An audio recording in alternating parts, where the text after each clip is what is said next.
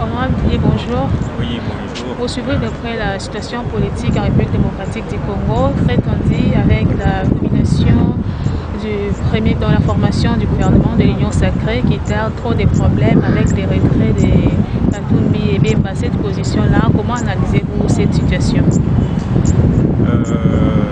Bonjour, chère Clarisse. Bonjour aux auditeurs. Je voudrais d'abord clarifier quelque chose.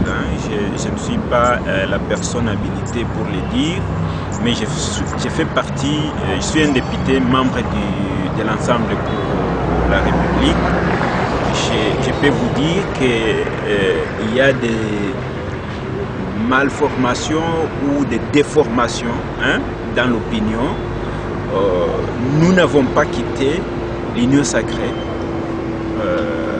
pour la nation. Ça, c'est d'abord quelque chose qu'il faut préciser. Nous sommes et nous faisons encore partie de l'Union pour la nation. Et je crois que ce qu'on peut dire, c'est qu'il y a, nous sommes dans un processus pour préciser les choses, pour négocier les choses. Et en politique, ça, ce sont des choses qui sont tout à fait normales. L'Ensemble pour la République de Moïse Katumbi, et à ce que je sache, les MLC font encore partie de l'Union sacrée pour la nation. Nous avons fait des propositions au président de la République. Nous avons présenté un cahier de charges et nous voulons que les discussions portent sur ce cahier de charges. Voilà. Et si jamais ce cahier de charges que vous avez présenté au président de la République n'est pas respecté, vous serez toujours membre de l'Union sacrée? Je crois que nous pouvons faire confiance à la sagesse du président de la République, tout comme nous, députés d'Ensemble pour la République, nous faisons confiance à nos leaders, Moïse Katumbi, et pour les autres, à Jean-Pierre Bemba. C'est trois personnalités intelligentes. On ne peut pas se douter de leur capacité d'arriver à trouver des compromis. Et nous les poussons vers un compromis. Évidemment, nous sommes conscients de la responsabilité qui est la nôtre en tant que députés, notamment dans des matières telles que la mise en place du nouveau bureau et consorts, mais nous devons rester disciplinés derrière nos leaders et ce que nous demandons plutôt à nos partenaires du CACH, je vais parler de l'INC et de l'IDPS, d'être aussi comme nous, encore derrière le président de la République. Nous voyons tantôt, c'est l'IDPS qui donne une position, tantôt ce sont des individus qui donnent une position au nom du chef de l'État, et à un certain moment, ça nous met mal à l'aise. On ne sait pas si on négocie avec qui. On négocie avec les partis ou on négocie avec les chefs de l'État. Je crois que c'est ça aussi le problème dans toute cette histoire. C'est vraiment un problème dans la communication. Des fois, on communique mal au point de mettre en désaccord tout le monde alors que tout le monde est encore en accord.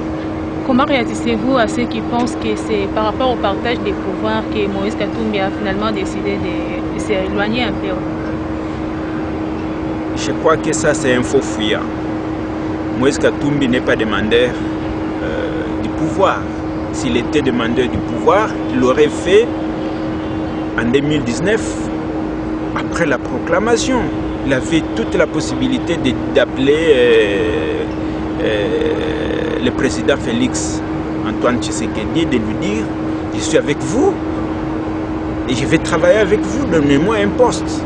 Je ne pense pas qu'en 2019, à ce moment-là, le président allait dire non. Nous avons fait un choix, le président de la République a fait un choix. Le choix de travailler avec le FCC, nous avons fait le choix d'être dans l'opposition et c'était un choix librement consenti. Et justement, nous attendons le gouvernement de l'Union sacrée, mais jusque-là, il Lukamba est encore Premier ministre. Il y a une motion de censure contre lui, plus de 350 signatures récoltées. Comment réagissez-vous à cela? La question du nombre de signatures, je ne sais pas m'y prononcer, puisque je n'ai pas encore vu les documents. Cependant, je sais qu'il y a cette motion de censure. Chez nous, dans notre groupe, on a une discipline et une méthodologie. Cette discipline et cette méthodologie nous dit que nous allons signer cette motion le moment venu, mais nous sommes quand même engagés dans cette logique de faire partir le Premier ministre. On lui a donné l'opportunité et l'occasion de partir de lui-même. Je pense, comme l'honorable Mouindo Nzangi l'a dit, que nous soyons dedans, que nous puissions continuer avec le président de la République dans son projet ou pas.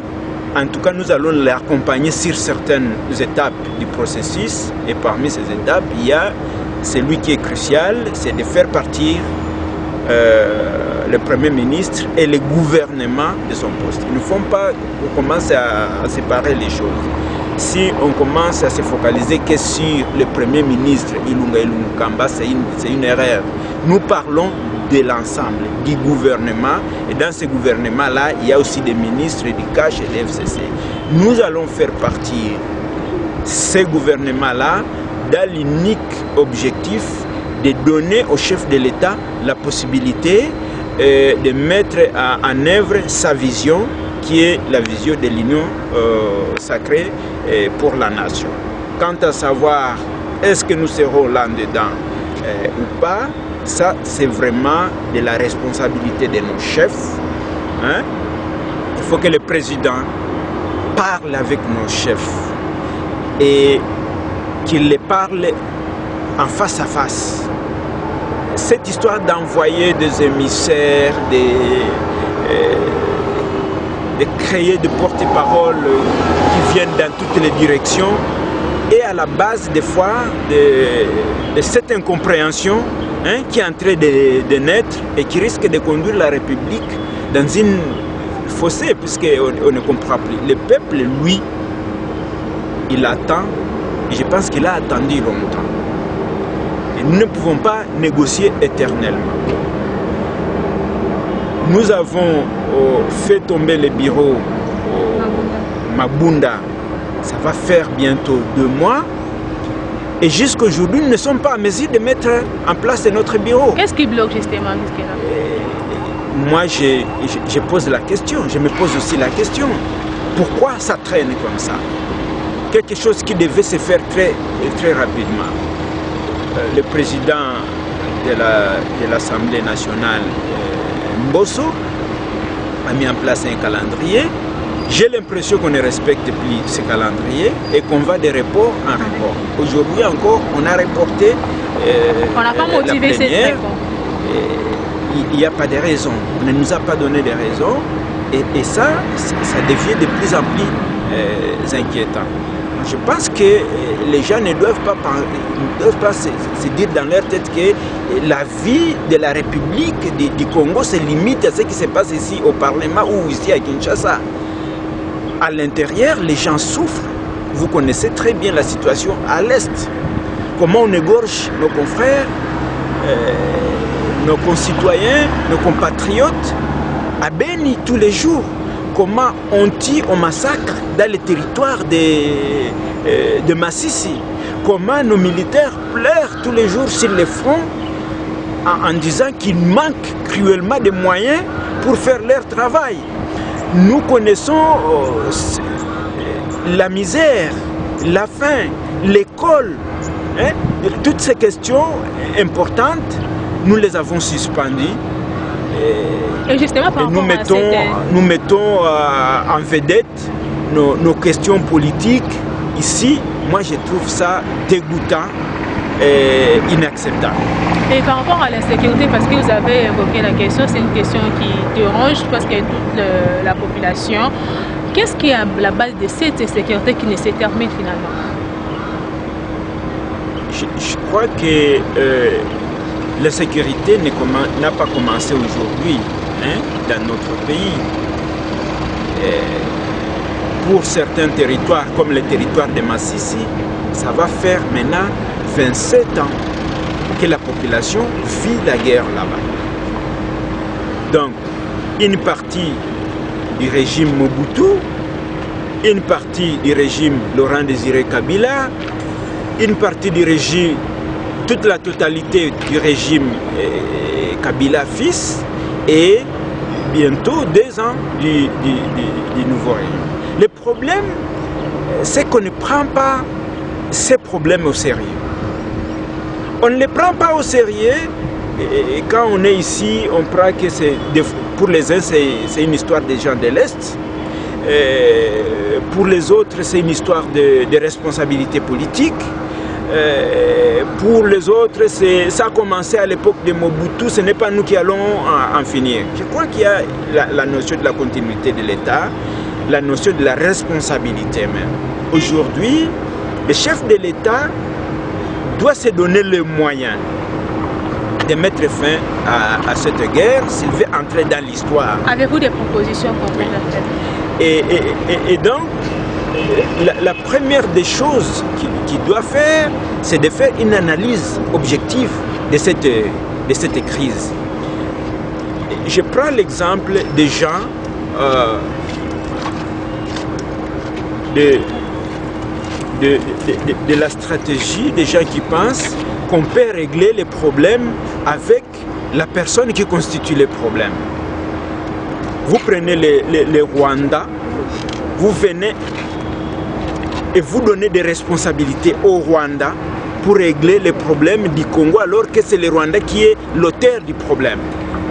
Vous prenez des officiers qui ont une responsabilité de ce qui se passe là-bas, vous leur donnez la responsabilité d'aller mettre fin à la guerre.